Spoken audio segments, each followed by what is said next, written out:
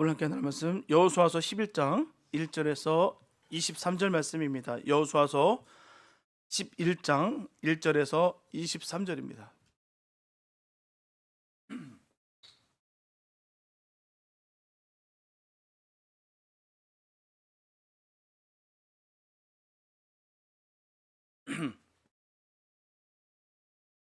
여호수아서 1장 1절에서 23절 말씀입니다. 주님의 귀한 말씀 우리 한 목소리로 함께 합독하시겠습니다. 시작.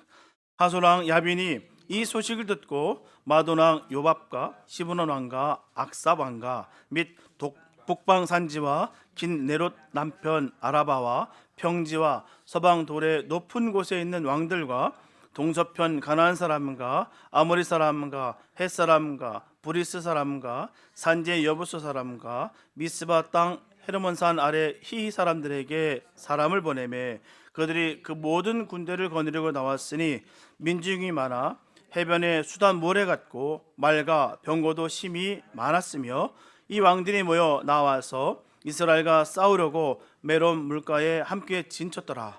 여호와께서 여호수아에게 이르시되 그들을 인하여 두려워 말라. 내일 이맘때 내가 그들을 이스라엘 앞에 붙여 몰살시키리니 너는 그들의 말 뒷발에 심줄을 끊고 불로 그 병거를 사르라. 이에 여호수아가 모든 군사와 함께 메론 물가로 가서 졸지에 습격할 때에 여호와께서 그들을 이스라엘의 손에 붙이신 거로 그들을 격파하고 큰 시돈과 미스루와 마임까지 쫓고 동편에서는 미스바 골짜기까지 쫓아가서 한 사람도 남기지 아니하고 쳐 죽이고 여호수아가 여호와께서 자기에게 명하신 대로 행하여 그들의 말 뒷발에 힘줄을 끊고 불로 그 병거를 살랐더라. 하솔은 본래 그 모든 나라의 머리였더니 그때 여호수아가 돌아와서 하솔을 취하고 그 왕을 칼날로 쳐 죽이고 그 가운데 모든 사람을 칼날로 쳐서 진멸하여 호흡이 있는 자는 하나도 남기지 아니하였고 또 불로 하솔을 살랐으며 여호수아가 그 왕들의 모든 성읍과 그 모든 왕을 취하여 칼날로 쳐서 진멸하여 여호와의 종 모세의 명한 것과 같이 하였으되 여호수아가 하솔만 불살랐고 산 위에 건축된 성읍들은 이스라엘이 불살하지 아니하였으며 이 성읍들의 모든 재물과 가축은 이스라엘 자손들이 탈취하고 모든 사람은 칼날로 쳐서 진멸하여 호흡이 있는 자는 하나도 남기지 아니하였으니 여호와께서 그 종 모세에게 명하신 것을 모세는 여호수아에게 명하였고 여호수아는 그대로 행하여 여호와께서 무릇 모세에게 명하신 것을 하나도 행치 아니한 것이 없었더라. 여호수아가 이같이 그 온 땅 곧 산지와 온 남방과 고센 온 땅과 평지와 아라바와 이스라엘의 산지와 그 평지를 취하였으니 곧 세일로 올라가는 한락산에서부터 헤르몬산 아래 레바논 골짜기의 바알갓까지라 그 모든 왕을 잡아 쳐 죽였으며 여호수아가 그 모든 왕과 싸운 지는 여러 날이라. 기브온 거민 히위 사람 외에는 이스라엘 자손과 화친한 성읍이 하나도 없고 다 이스라엘 자손에게 쳐서 취한 바 되었으니 그들의 마음이 강팍하여 이스라엘을 대적하여 싸우러 온 것은 여호와께서 그리하게 하신 것이라. 그들로 저주받은 자 되게 하여 은혜를 입지 못하게 하시고 여호와께서 모세에게 명하신 대로 진멸하려 하심이었더라. 그때 여호수아가 가서 산지와 헤브론과 드빌과 아납과 유다 온 산지와 이스라엘의 온 산지에서 아낙 사람을 멸절하고 그가 또 그 성읍들을 진멸하였으므로 이스라엘 자손의 땅 안에는 아낙 사람이 하나도 남음이 없고 가사와 가드와 아스돗에만 약간 남았었더라. 이와 같이 여호수아가 여호와께서 모세에게 이르신 말씀대로 그 온 땅을 취하여 이스라엘 지파의 구별을 따라 기업으로 주었더라. 그 땅에 전쟁이 그쳤더라. 아멘. 모세 오경을 읽을 때 우리가 참 유의해 봐야 될 두 가지 사건이 있습니다. 그 하나는 이스라엘 백성들이 애굽을 떠나서 어떻게 광야를 통과하였는가 하는 것이고요. 또 다른 하나는 이스라엘 백성들이 요단강을 건너서 어떻게 가나안 땅에 들어갔는가 하는 일이죠. 대개 우리는 이스라엘 백성들이 광야를 어떻게 통과하였는가 하는 문제에 대해서는 많이 알고 있고요. 많은 교훈을 얻었습니다. 그러나 이스라엘 백성들이 가나안 땅에 어떻게 들어갔는가에 대해서는 잘 아는 것도 없고 깊은 관심도 그렇게 가지지 않습니다. 사실 이스라엘 백성들이 애굽을 떠나는 것은요, 가나안 땅에 들어가는 것이 목적이었지요. 광야에서 생활하는 것이 목적이 아니었습니다. 그러므로 우리들은 이스라엘 백성들이 광야에서 어떻게 살았느냐도 중요했겠지만 보다 가나안 땅에 들어간 후에 무엇을 했으며 어떻게 살았는가에 대해서 더욱 깊은 관심을 가져야 될 줄 믿습니다. 이스라엘 백성들이 가나안 땅에 들어가기 위해서는 반드시 전쟁을 치러야만 했어요. 무혈입성이 아닙니다. 치열한 전쟁이 있었다는 것이죠. 이스라엘 백성들이 제일 처음 치렀던 전쟁은 여리고성을 무너뜨리는 전쟁이었습니다. 여리고성은 창칼 한 번 쓰지 않고 점령했어요. 그 다음은 아이성을 무너뜨리는 전쟁이었습니다. 아이성도 마찬가지예요. 무력으로 점령하는 것이 아닙니다. 복병을 매복시키고 아이성 사람들을 성 밖으로 유인함으로 말미암아 쉽게 점령했어요. 이스라엘 백성들이 여리고성과 아이성을 점령함으로 가나안 땅의 중심을 바로 점령한 것이 됐습니다. 심장부를 휘어잡은 거예요. 가나안 땅의 남부 지역은 전략도 세우기 전에 점령할 기회가 왔습니다. 그것은 기본 전쟁을 통해서 남부 지역을 손쉽게 점령했어요. 여호수아가 아이성을 점령했을 때 기본 사람들이 와서 화친을 청합니다. 항복한 것이죠. 당신들과 함께 뜻을 따르겠다는 것입니다. 여호수아는 기본 사람들이 보내는 사람들과 화친의 언약을 맺었어요. 이 소식을 들은 예루살렘 왕을 비롯한 아모리 다섯 왕이 기브온을 공격했습니다. 함께 화친했으면 얼마나 좋았을까요? 그들은 뜻을 같이 하지 않고 공격했어요. 여호수아는 기브온을 돕지 않을 수가 없었습니다. 이 전쟁에 하나님의 손이 직접 역사하심으로 말미암아 아모리 다섯 왕을 다 파하시고 그들의 성읍을 다 점령했습니다. 이와 같이 이스라엘이 가나안 땅을 파죽지수로 점령에 들어온다는 소문 때문에 나머지 가나안 땅의 열왕들이 공포에 쌓이게 됐다는 거예요. 이때 갈릴리 북쪽에 위치한 하솔 왕 야빈이 일어났습니다. 하솔은 약 200에이커의 국토를 가진 가나안에서 제일 가는 왕도였어요. 제일 크고 제일 힘 있는. 야빈은 동맹군을 결성했습니다. 북쪽의 산지, 기네렛 남쪽 평지, 서쪽의 돌지역, 마돈, 시므론, 악삽 등 민족적으로는 가나안 사람, 아모리 사람, 헷 사람, 또 브리스 사람, 여부스 사람, 히위 사람, 정말 바다의 모래같이 많은 무리를 모았어요. 열왕이 합사하여 일어났습니다. 역사가 요세푸스는 그때 북방군에 대해서 기록하기를 30만 보병, 1만 기병, 2만 병과가 동원됐을 거다라고 추정하고 있습니다. 어마어마한 큰 대군입니다. 지금도 30만이면 또 기병이 1만이면 어마어마한 숫자예요. 막강합니다. 아무튼 그 전쟁은 이스라엘과 또 가나안 사람들의 생사를 건 전쟁이었습니다. 이스라엘 백성들이 만약 그 전쟁에 피했다면 어떻게 됐을까요? 지금까지 점령한 땅을 다 내어주고요, 광야로 쫓겨나야 될 판입니다. 가나안 사람들도 마찬가지예요. 그 전쟁에서 피하는 날에는 그들의 조상 대대로 갖고 온 그 땅을 다 빼앗기고 이스라엘 사람들의 종이 되어야 될 판입니다. 서로가 서로 양보할 수 없는 그런 기로에 놓인 그런 전쟁이었습니다. 군사력으로 보면 이스라엘은 북방 그 연합군과 당해낼 수 없습니다. 비교가 안 돼요. 전투력이 서로 비교가 되지 않습니다. 북방군은 기병과 병거를 앞세우고 달려오고 있었고요, 이스라엘은 맨손으로 대항하고 나갔습니다. 가진 것이 없어요. 무기가 없습니다. 처지를 보면 북방군은 자기 땅을 지키는 싸움이었고요, 이스라엘군은 남의 땅을 빼앗는 싸움이었습니다. 명분에서부터 이들이 우세합니다. 지키는 쪽이니까요. 빼앗는 쪽이 아닌 지키는 쪽이기 때문에 명분에서도부터 합법적이에요. 누가 이기고 누가 질까요? 이스라엘이 이기고 북방군은 참패를 당했습니다. 그것은 믿을 수 없는 일이었습니다. 그 이유는 이 전쟁이 사람과 사람이 싸우는 전쟁이 아니라 하나님과 사람이 싸우는 전쟁이었기 때문이에요. 이스라엘 백성들이 가나안 땅을 점령하는 싸움은 처음부터 창과 활과 무력으로 싸우는 전쟁이 아니었습니다.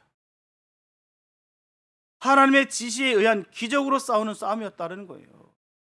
여리고 성을 함락시킬 때 성을 하루에 7번 돌고 나팔을 불며 외칠 때 성이 무너져 버렸습니다. 아이성을 빼앗을 때도 마찬가지예요. 적군과 정면으로 싸워 이긴 것이 아닙니다. 하나님의 지시하는 전술로 이겼다는 것이죠. 기본 전쟁 때 승리를 거둔 것도 마찬가지입니다. 태양은 지지 않고 하늘에서 우박이 쏟아짐으로 말미암아 적군이 패하여 다 도망쳤어요.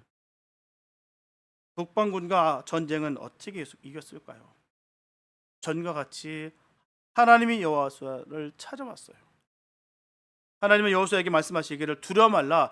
내가 내일 이맘때 네 원수들을 이스라엘 앞에 붙여 몰살시키리라. 두려워 말라. 이 말은 여호수아가 요단강을 건널 때도 두려워 말라라고 하셨어요. 여리고성을 무너뜨릴 때도 두려워 말라고 했습니다. 아이성을 점령할 때도 두려워 말라고 했고요. 기본 전쟁에서도 승리할 때 두려워 말라라고 했어요. 모세로부터 이스라엘 60만 대군을 인계받을 때도 두려워 말라라고 했습니다. 여호수아는 하나님으로부터 두려워 말라는 이 한마디 말을 들을 때 힘을 얻었어요. 자신감을 가졌습니다. 승리를 확신했어요. 하나님은 두려워하는 사람에게 두려워하지 말라라고 하십니다. 하나님은 전쟁에 이길 수 있는 사람에게 두려워하지 말라라고 말씀하시는 거예요. 전쟁에 이길 수 없는 사람에게는 두려워 말라라고 말씀하시지 않습니다. 하나님은 가난한 사람에게 두려워 말라라고 하시고요. 하나님은 병든 사람에게 두려워 말라 하십니다. 하나님은 실패한 사람에게 두려워 말라 하십니다. 하나님은 원수에게 쫓기고 있는 사람에게 두려워 말라라고 하십니다. 단 하나님을 믿고 의지하는 사람에게 두려워하지 말라고 하시는 거예요. 아무나 그렇게 말씀하시는 것이 아니고 나는 그 말을 붙잡고 간다라고 내 스스로 객기로 아니면 내 도끼로 내 자의로 내가 이겨보겠다라고 하는 것이 아니라 정말 주님을 믿음으로 말미암아 주님께서 주시는 그 믿음으로 우리가 두렵지 말아야 되는 거예요. 그 믿음을 주셨을 때 우리가 움켜졌을 때 우리가 승리하는 것입니다. 상대가 누군가가 중요치가 않아요. 전세가 어떻게 되든 상관없습니다. 하나님이 함께하면 이기게 됐다는 것이죠. 아버지가 자식에게 두려워 말라고 하는 것은 자식이 아버지를 믿고 의지하기 때문에 두려워 말라고 하는 것입니다. 아버지를 믿고 의지하지 않는 자식에게는 아버지가 두려워 말라는 말 하지 않습니다. 아버지가 자식에게 두려워 말라고 할 때는 아버지로서 두려워하지 않을 방법을 알고 있기 때문에 두려워하지 말라고 하는 것이죠. 하나님은 여호수아에게 내일 이맘때 내가 내 원수를 이스라엘 앞에 붙여 몰살시키겠다라고 말씀하셨어요. 그러면서 명령하시기를 너는 그들의 발 뒷발에 힘줄을 끊고 그들의 병거를 불사르라 말씀하셨어요. 하나님께서 승리를 약속하신 것은 의심할 나위가 없었습니다. 그러나 그들의 병거를 불사르고 말 뒷발에 힘줄을 끊으라는 말이 도대체 이해가 되지 않은 말이에요. 전쟁에서 이기는 군인들의 제일 귀한 전리품이 뭐겠습니까? 무기입니다. 무기. 현대전의 경우는요, 뭐 전차라든지 대포라든지 기관총, 자동차, 비행기, 미사일 등등 수많은 전쟁의 그 무기, 그 전쟁에 이기게 되면 무기부터 빼야 되는 거예요. 그래야 전쟁을 중지시킬 수가 있어요. 또다시 전쟁을 하더라도 적군을 꺾을 수가 있습니다. 전쟁에 이기고도 무기를 빼앗지 않으면 무슨 일이 일어날지 몰라요. 옛날 전쟁에서는 말과 병거를 뺏는 것이 전쟁에 이긴 군인들이 제일 먼저 해야 될 일이었습니다. 어떤 전쟁이든 어떤 상황이든 상관없고 일단 이기고 보면 그 말과 병거를 확보하는 거예요. 어떤 전쟁이든 말입니다. 어느 나라든 어느 민족이든 상관없어요. 똑같습니다. 그게 교본이에요. 그런데 하나님은 원수들의 병거를 불사르고 말의 뒷발에 힘줄을 끊으라고 하셨어요. 왜 그랬을까요? 첫째로 전쟁은 무기로 싸워 이기는 것이 아니라는 것을 분명히 가르쳐 주기 위함이었습니다. 만약 이스라엘 백성들이 원수에게 빼앗은 무기로 전쟁을 해서 만약에 전쟁에 이기게 되면 하나님은 의지하지 않냐고 무기를 의지하게 될 거예요. 무기가 좋으니까 우리가 이겼구나. 내가 지혜로우니까 내가 해냈구나. 이렇게 변질된다는 것입니다. 하나님을 의지하는 것이 아니라 내 눈앞에 있는 것을 믿는다는 것이죠. 무기를 의지하게 되면 무기만 쌓게 됩니다. 쌓아놔야 내가 이길 것 같으니까요. 무기를 장착해야, 내가 단도를 잘해야 이길 수 있을 거라 믿는다는 것이죠. 지금도 무기만 쌓는 나라가 있어요. 최신식 무기를 가지고 있는 것을 자랑하는 나라가 있습니다. 핵무기로 세계를 위협하는 나라가 있어요. 하나님은 여호수아에게 병거를 불사르고 말 뒷발에 힘줄을 끌으라고 하신 거예요. 전쟁을 하되 무기를 버려라, 무기를 불사르라, 그리하면 승리하리라. 믿을 수 있을까요? 사업을 하되 돈을 생각지 말라, 돈을 의지하지 말라, 그러면 사업에 성공하리라. 믿을 수 있을까요? 명예를 구하되 사람을 바라보지 말고 사람을 의지하지 말라. 믿을 수 있을까요? 있습니다. 다윗이 사람을 바라보지 않고 하나님을 바라보았다가 골리앗을 넘어뜨렸어요. 이삭이 재물을 의지하지 않고 하나님을 의지함으로 말미암아 거부가 되었어요. 여호수아가 무기를 의지하지 않고 하나님을 의지함으로 말미암아 전쟁에 나가서 승리를 했습니다. 이것이 믿음이에요. 이론에 맞지 않는 것으로 이론 이상의 결과를 얻는 것이 바로 믿음입니다. 그러므로 믿음에는 모험을 따라야 돼요. 모험은 무모하게 달려드는 것이 아닙니다. 남이 하니까 나도 해본다, 아니에요. 모험에는 확신이 있어야 됩니다. 좋은 결과에 도달하지 못해도 후회하지 않을 그 확신이 있어야 되는 거예요. 그러므로 모험에는 순종이 따라야 될 줄 믿습니다. 그냥 하는 거 아니에요. 무모한 거 아닙니다. 그렇다면 만약 여호수아가 하나님, 나는 그런 전쟁은 할 자신이 없습니다 하고 그냥 물러섰더라면 어떻게 됐을까요? 아니, 말도 되지 않는 거 아니겠습니까? 아니, 이 병력 갖고 되지 않을 뿐만 아닌데, 아니, 무기 다 버리고 말 뒷발 다 끊어놓고 하라면 도대체 뭐라는 거예요? 지금 이 상태도 내가 안 되겠는데 죽으라는 소리밖에 더 됩니까? 아니, 나보고 죽으라 하십시오. 그게 낫죠. 라고 해서 그가 그냥 포기해버렸다면, 달아나 버렸다고, 아니면 그들과 타협해버렸다고 한다면 어떤 일이 벌어졌을까요? 북방연합군에게 참패를 당하고 요단강 저편으로 쫓겨났을 거예요. 그러면 요단강 저편에 갈 곳이 있었을까요? 결국 이스라엘 백성들은 다 멸망을 당하고 이 지구상에서 아마 자취도 없이 다 사라졌을 거예요. 믿음은 위기에서 구원해 주십니다. 믿음을 가지시기 바랍니다. 믿음으로 순종하시기 바랍니다. 무기를 버리고 싸우라면 싸우시기 바랍니다. 재물을 의지하지 말고 사업을 하라면 하시기 바랍니다. 사람을 의지하지 말고 출세를 하라면 하시기 바랍니다. 하나님께서 반드시 승리케 하실 것입니다. 둘째로, 하나님께서 여호수아에게 병거를 불사르고 말 뒷발에 힘줄을 끊으라고 하시는 것은 전쟁을 종식시키라는 말이었어요. 전쟁을 해서 무기를 모으면 또 전쟁을 하게 됩니다. 전쟁을 해서 무기를 불사르면 전쟁을 그치게 된다는 것이죠. 그럼 여호수아는 왜 전쟁을 했던가요? 여호수아가 전쟁을 시작한 것은 사실이에요. 여호수아가 전쟁을 시작한 데는 분명한 이유가 있었습니다. 여호수아는 자기가 전쟁을 하고 싶어서 전쟁을 한 것이 아니에요.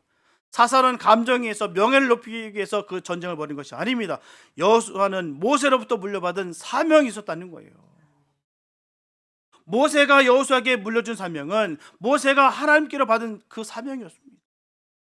그것은 가나안 땅을 정복하라는 것이었어요. 공연히 하라는 것이 아닙니다. 하나님 뜻이었다는 거죠. 그렇다면 하나님은 왜 모세에게 가나안 땅을 정복하라고 하셨을까요?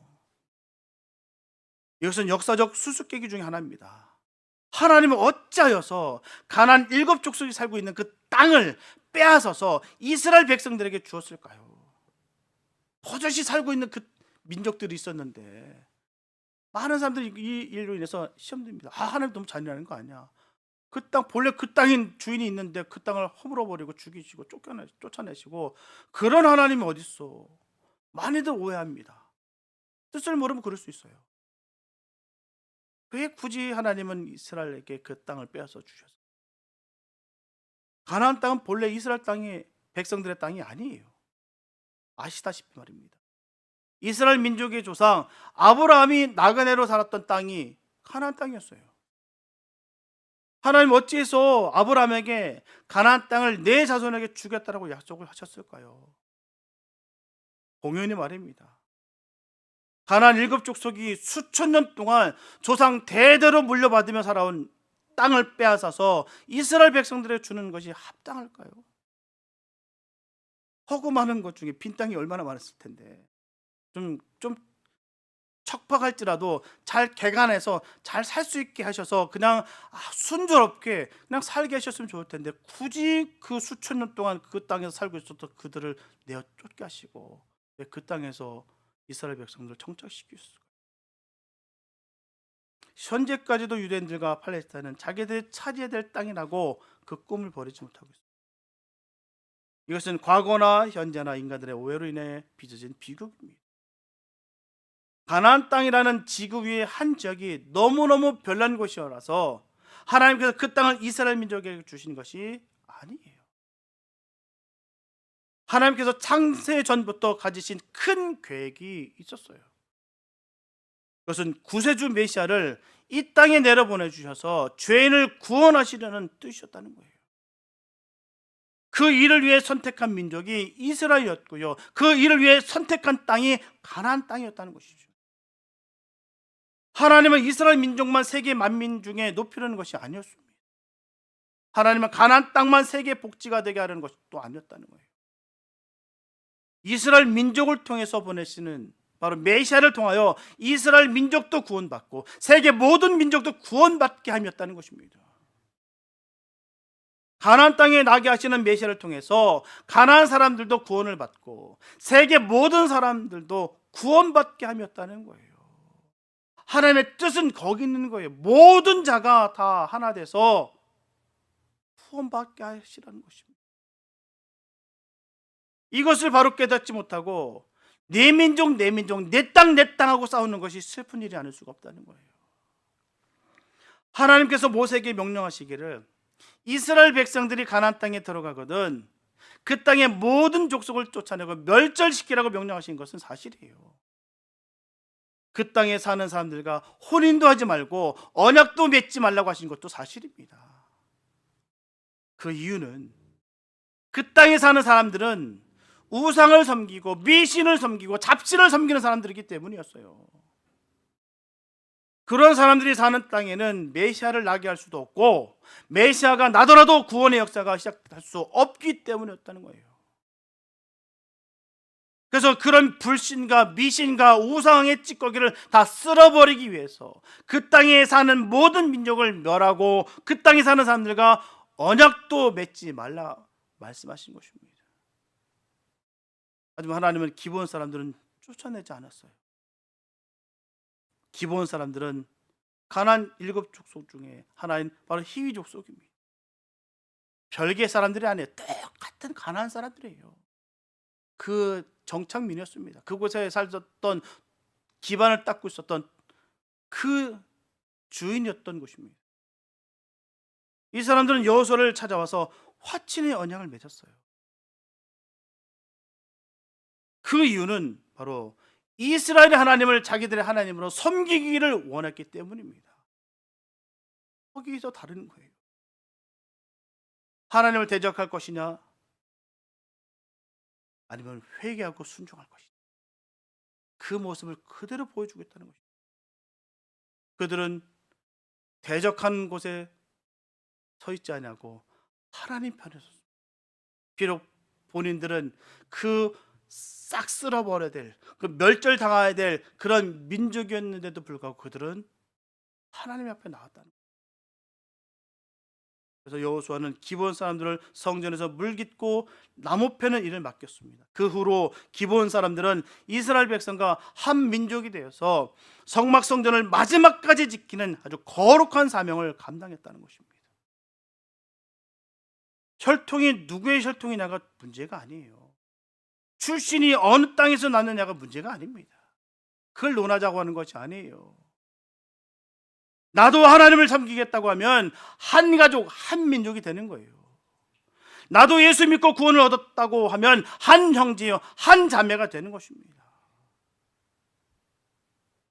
하나님을 의지하지 않고 예수를 영접하지 않는 사람은 하나님의 백성이 영원한 원수가 되고 마는 것입니다. 전쟁에는 전쟁을 위한 전쟁이 있고요, 평화를 위한 전쟁이 있습니다. 전쟁을 위한 전쟁은 뭐겠습니까? 파괴가 목적이에요. 죽이는 게 목적입니다. 그러나 전쟁에는 평화를 위한 전쟁도 있다는 것입니다. 평화를 위한 전쟁은 전쟁이 목적이 아니고 평화가 목적이에요. 평화를 위한 전쟁은 평화를 찾기 위해 전쟁을 말합니다. 평화를 위한 전쟁은 평화를 찾으면 전쟁은 끝납니다. 여호수아가 일으킨 전쟁은 평화를 위한 전쟁이었다. 그 민족들이 다 하나님을 믿는 민족이 됐으면 얼마나 좋았을까요? 여호수아가 북방군을 물리치고 평화를 얻게 되었을 때 하나님은 더 이상 전쟁할 필요가 없었기 때문에 병거를 불사르고 말 뒷발에 힘줄 끌으라고 했어요.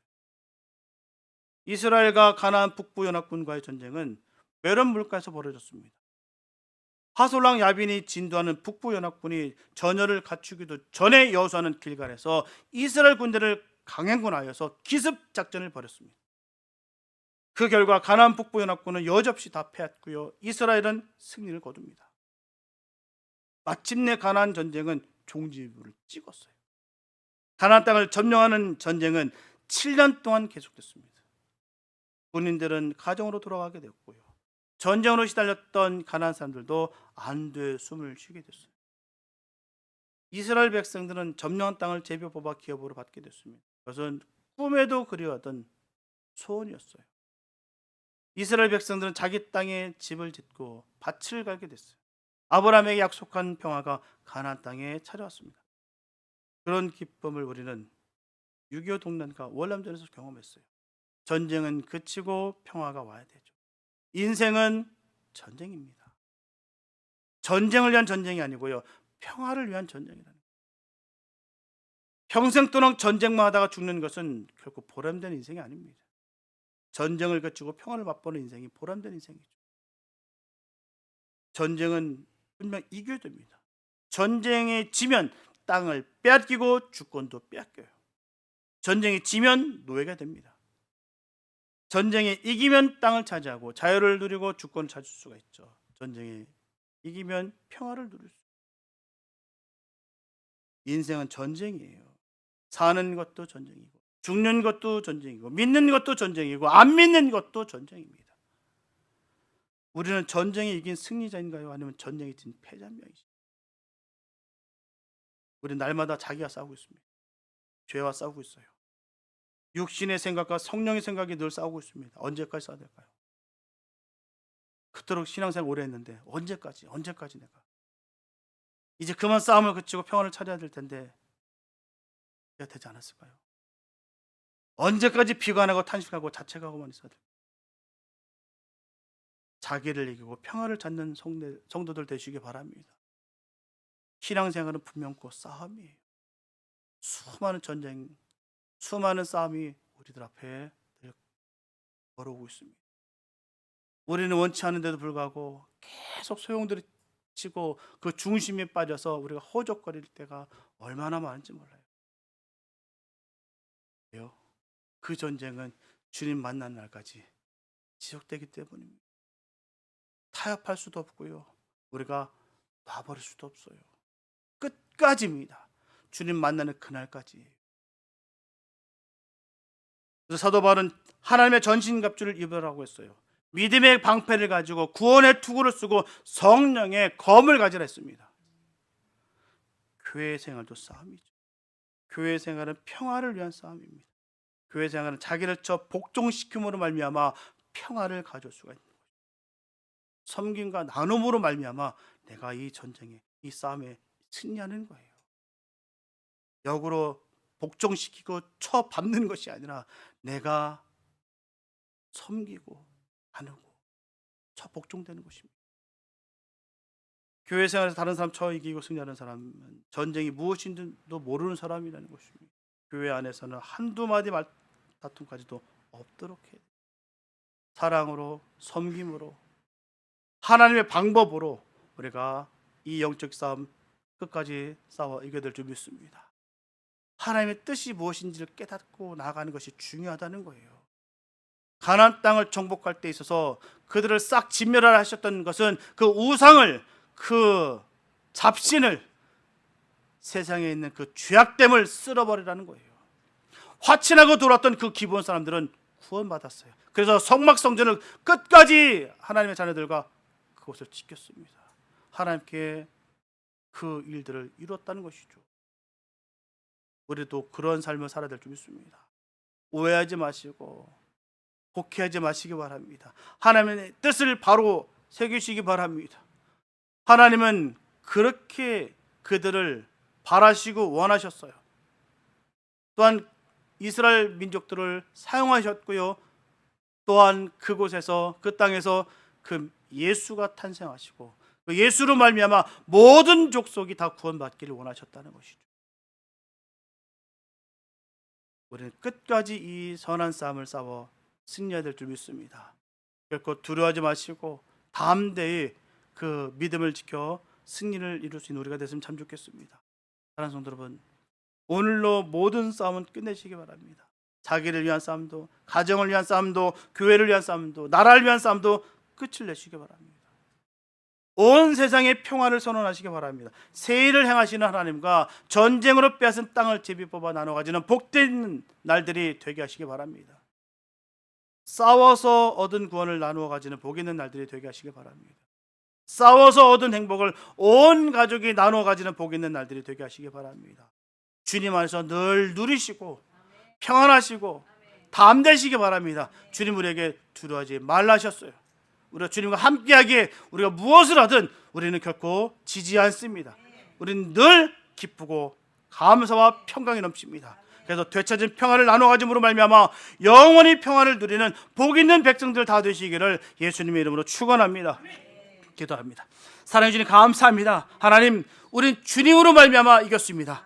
주님을 늘 맛보며 나아가는 복 있는 우리가 되게 하여 주시옵소서.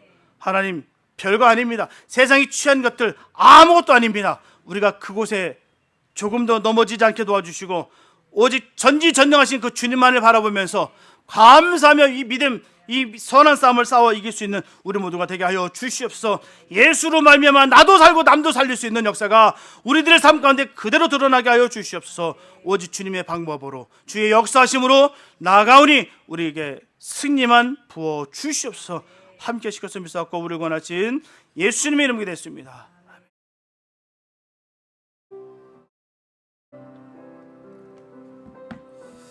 함께 찬양 드릴 때 정말 아무것도 두려워하지 말라, 이거는 두려운 상황 속에 있을 때 우리에게 주신 말씀이라 믿습니다.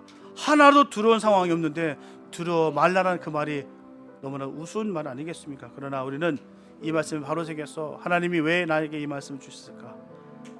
언제라도 두려워하지 말라는 뜻인 줄 알고 우리 주님께서 산성이 되시고 요새가 되시고 나의 소망이 되시고 우리 전부가 되신다는 사실을 기억하면서 그 주님을 찬양하면서 이 찬양 주님께 올려드렸으면 좋겠습니다.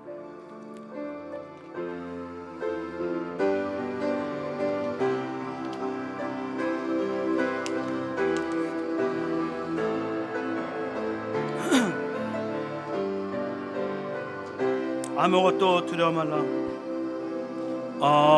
아무것도 두려워 말라.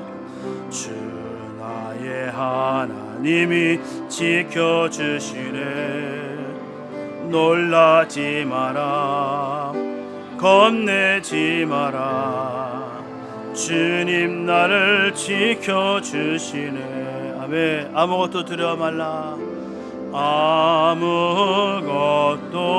두려워 말라. 주 나의 하나님이 지켜주시네. 놀라지 마라, 겁내지 마라. 주님 나를 지켜주시네. 아멘. 내 맘이 힘에 겨워 지칠지라도 주님 나를 지켜주시네. 세상의 험한 풍파 몰아칠 때도 주님 나를 지켜주시네. 주님은 나의 산소, 님은 나의 요새, 주님은 나의 소망, 나의 힘이 되신 여호와. 주님은 나의 산소, 주님은 나의 산소, 주님은 나의 요새, 주님은 나의 소망, 나의 힘이 되신 여호와. 나의 주님은 나의 산소, 주님은 나의 산소, 주님은 나의 요새, 주님은 나의 소망, 나의 힘이 되신 여호와. 이 시간 함께 기도하기 원합니다. 나의 산성이 되시고 나의 요새가 되시고 나의 소망이 되시고 우리의 전부가 되신 그 주님을 찬양합니다. 우리가 주님만을 함께하기 때문에 우리가 두렵지 않다는 이 사실을 꼭 기억하고, 어느 상황 어떤 때도 우리가 두려워하지 말고 전진하여 우리가 승리를 이뤘으면 좋겠습니다. 세상이 험하고 상황이 우리가 불리하고 어둡다 할지라도 우리가 조금도 우리가 주눅들지 아니하고 우리가 피하는 것이 아니라 달려갈 수 있는 이유는 바로 주님이 우리와 함께 하심이라는 이 사실 때문인 것을 우리가 믿습니다. 언제라도 주님 두렵지 않습니다 라고 선포하며 달려갈 수 있는 우리가 됐으면 좋겠습니다. 주여 말씀 기도합니다. 주여, 사랑해 주님 감사합니다.